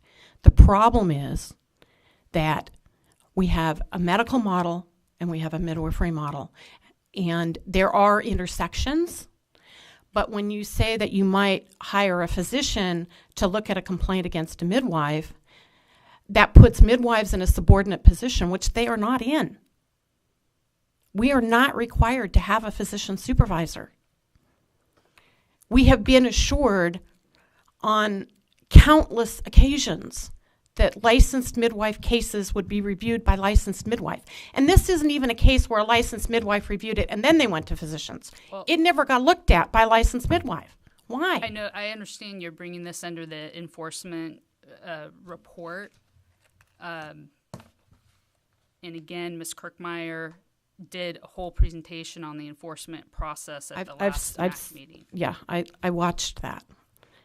What I'd like to know is where are we? I think midwives deserve to understand what standard they're being held to, where we are in the process of removing 1379.19 so that it no longer appears on the board's website. Where is that process? I understand you have to go through the Office of Administrative Law, but where are we? Have we started the process? Is it on a back burner because there's not enough staff? Are we halfway through? Where are we in that process? It's in a queue with a lot of other regs that we do need to work on. Is it possible for you to let the Deputy Attorney General's office in all of your regional offices that are investigating complaints against midwives know that it no longer has the force of statute behind it?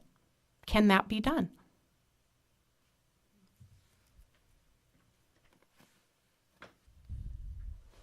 So I think Kimberly Kirkmeyer, Executive Director. Good afternoon.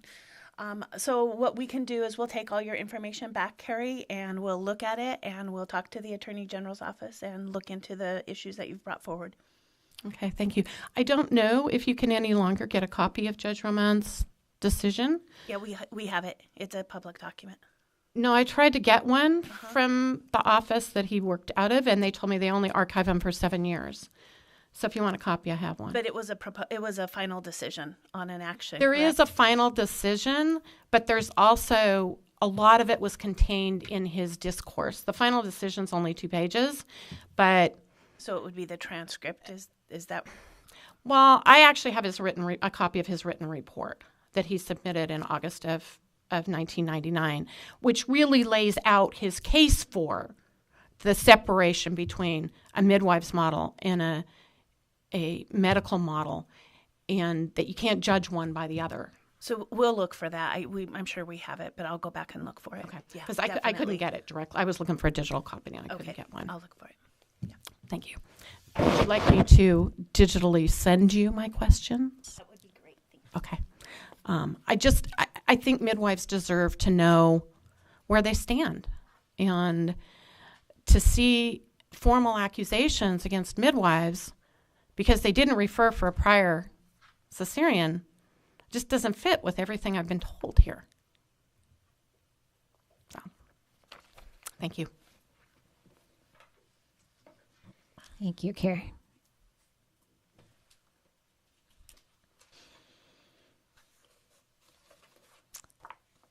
The next agenda item is item number 12. Discussion and possible action on the 2019 the MAC meeting dates. And then it's on 12/1. There are some suggested dates for the August meeting. Either August 22nd or 29th.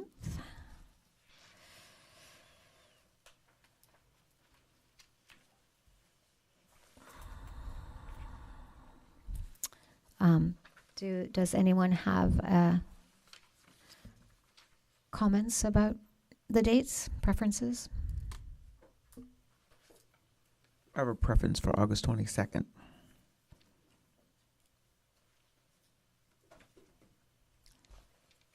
Does that work for everybody? You both work for me. Any public comments on the dates? So we have a motion to make the next August meeting be August 22nd. Do we have a second? I'll second. Okay. Mrs. Moriarty? Ms. Moriarty? Mm-hmm. Dr. Adams? Yes. Ms. Brelia? Yes. Ms. Dugan? Yes. Ms. Perez? Yes. Ms. Holzer? Yes. Okay, the next MAC meeting is August 22nd. And then we can move on to the December meeting. We have 2 choices, December 5th or December 12th.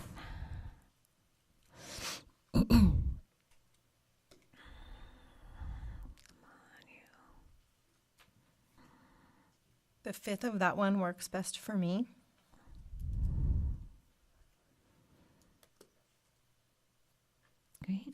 discussion? Any comments from the public? No, so we have a motion for the 5th. Do we have a second? I'll Second. Okay, Ms. Moriarty? Dr. Adams? Yes. Ms. Bralia? Yes. Ms. Dugan? Yes. Ms. Perez? Yes. Ms. Holzer? Yes. Okay, so everybody can put those on your calendars. All right, and the last agenda item, number 13, items for the next council meeting in Sacramento.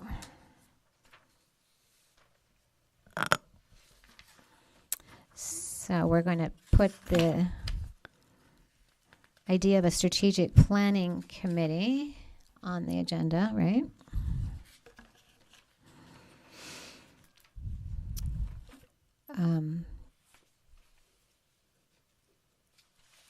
We'll need the licensing updates and the program updates and all the. Could we have follow-up to the questions that were posed by Ms. Carrie's questions? Yeah. So what would it, removal of guidelines from the website update? Is that how that's a good way to title it?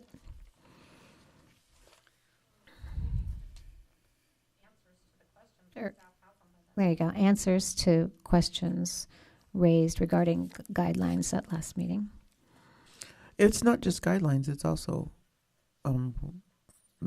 review, yeah. Yeah, expert review, yeah.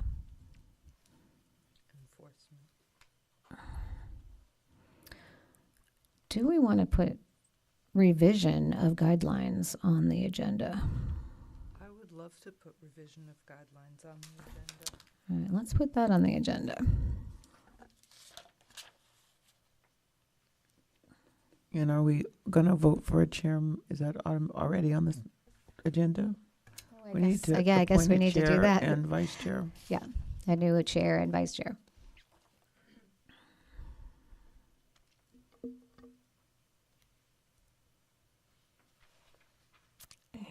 And then are we having Calm present the survey findings for the doctors and insurance people who are denying patients care based on having out-of-hospital birth? I don't know. It was in the context of the strategic planning, so I'm not sure. Would we want that? Dr. Adams, what do you think?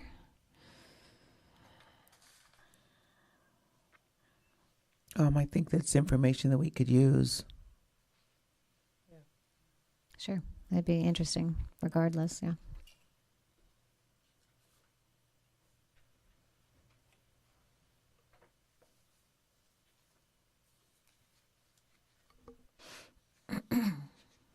Physician care. Feels like I'm forgetting something and I don't know what it is. What am I forgetting? Yeah, that might be a good idea. Report on the Elmar.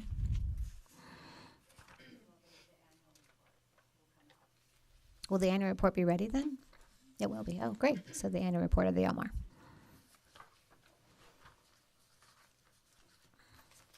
So I want to clarify one thing. In answering the questions and putting a response together, as all of you will probably be quite aware of, we will not talk about any cases or the process behind those cases or the investigation or how those were established or set up. So just want to make it very clear of the expectations for that.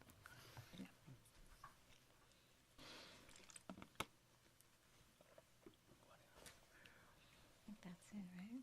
Anything else? Feels like I'm forgetting something. I don't know what it is. Oh, well. All right. Oh, right. Well, approval of the meeting minutes, There's yeah. some things that are standard. That Right, the standard ones. Okay. All right. If no one has any more agenda items, I think we can move to closing the meeting. The meeting So is closed. moved. All right.